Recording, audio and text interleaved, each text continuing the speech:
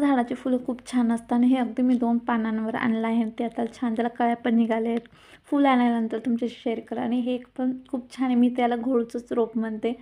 पण फुलं खूपच छान आहेत. त्या संध्याकाळच्या स्वयंपाकाच्या तयारीमध्ये मेथीची भाजी करायची होती. मेथीची भाजी म्हटलं भाजीची भाकर एकच नंबर आणि सर्वांना आवडतं आणि शरीरासाठी पण चांगली आहे. आणि मेथी पण आता जरा बाजारात स्वस्तच झालेली आहे. सर्वांसाठी मी मस्त भाजीची भाकर आणि तेलाची पिशवी संपली होती, त्यामुळे तेल पण लगेचच आणून घेतलं. तुम्हाला एक जुगाड सांगते. मी तेलाची पिशवी रिकामी केल्यानंतर खूप सारं तेल निघेल. छान अशी मी मेथीच्या भाजीला फोडणी दिली आणि अशी सुकीच बनवली. सुकी आवडते आणि त्यानंतर पातळ पण. मग दोन्ही मी बनवून घेतल्या.